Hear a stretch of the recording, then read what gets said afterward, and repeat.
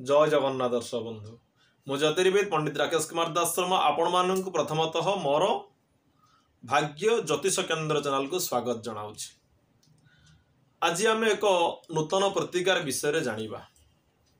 प्रतिकार केउथि जदि आपण पाखरु कौनसी व्यक्ति किछि टंका धार नहीं बा ऋण नहीं एवं से व्यक्ति आपण को टंका फेरौ नाहंती किंबा सरकार तरफ आपणकर किछि टंका पाइबार अछि सरकार पाखर आपण से टंका पाई पारु नाहंती किंबा कौनसी गोटे प्राइवेट संस्था हो बा जेकोसी जगार आपणकर किछि पैसा आपण पाइबार अछि आपण से टंकाटी पाई पारु नाहंती तो सेथिपई कौन प्रतिकार आपण करिवे। प्रथमतः आजिर समय रे टंका बहुत मूल्यवान तेणु सदाबेले जहाँ को आपण माने धार बाकी देउछंती भाभी चिंती आपण ऋण आकार दियंतु नचेत पैसाटी बुड़ी जीवार संभावना बहुत अधिक वर्तमान समय रे।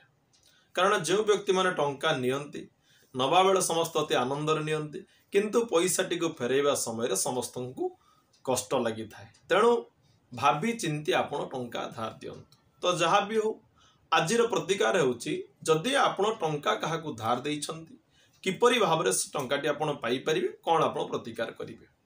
तो ताहा पूर्व जदि आपण माननकू एही भाग्य ज्योतिष केन्द्र चैनल द्वारा प्रस्तुत होउथिबा जेकोसी वीडियो आपनकू भल लागुछि तेबे वीडियोटी को टिके लाइक करंतु सब्सक्राइब करंतु बेल आइकन दबांतु शेषरे आपण मानकर मतामत कमेंट बॉक्स में प्रदान करी वीडियोटी को शेयर करंतु। आसंतु जानिबा कोन प्रतिकार अछि। अति सहज प्रतिकारटी प्रत्यह आपण प्रत्येक दिन आपण स्नान परे सूर्य को जलार्घ्य दान करिवे। यह होउचे हिंदू धर्मर मूल वार्ता बा मूल कथा। प्रत्येक व्यक्ति सूर्य को निश्चित भाव पूजा करने दरकार। तेणु साधारणतः प्रायतः जो माने हिंदू धर्म जन्म ग्रहण करिसंती स्नान परे सूर्य को जलदान करंती आपण मध्य स्नान परे सूर्य को जलदान करंतु।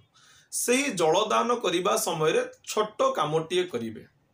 जेउ लोटारे आपण जलदान करिवे जेउ पानी ढाଳରେ आपण जलदान सूर्य को दान करूछंती से ढाଳ बा से लोटारे कौन करिवे 11 गोटी सुखिला लाली लंकार मंजी आपण पकांतु।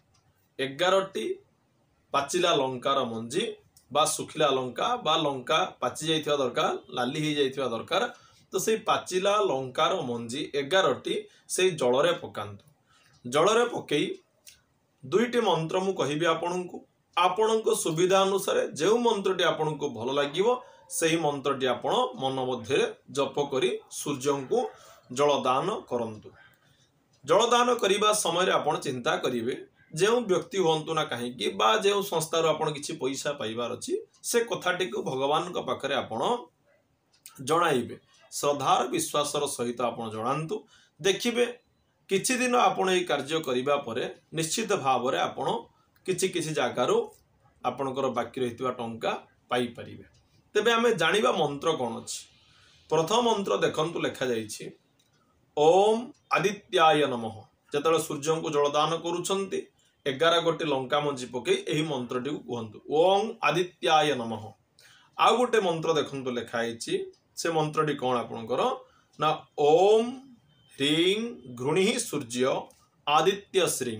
आउ थरे देखंतु कहि दउछि ओम ह्रीं घृणिः सूर्य आदित्य श्रीं। एही मंत्रटी को मध्य आपण जप करि परिबे मन मध्य चिंता करि परिबे। अति सहज एवं सरल प्रतिकार करंतु निश्चित भाव रे शुभ फल पाइबे। छोट लोटा बा छोट ढाଳରେ जल किछि नियंतु 11 गोटी सुखिला लंकार मंजी आपण से जल रे पकांतु बा पाचिला लंकार मंजी पकांतु सही जलटी को सूर्य को अर्घ्य आकार दान करंतु। प्रत्येक दिन यह करंतु आपणकर अटक रहिथिबा धन बा जेउ माने आपण टंका देउ नाहंती आपण किछि दिन मध्य फेरस्त पाइबे। यह विभिन्न पुस्तक रे लेखा जाइछि लोक माने करिसंती फलप्रद हेइथिबारु मु आपण मानकु कहूछि। तेबे आजि पई भिडियोटी एतिकी रहिला विदाय दियंतु। आगामी एक नूतन अध्याय को आपण माने अपेक्षा करंतु। जय जगन्नाथ जय जगन्नाथ जय जगन्नाथ।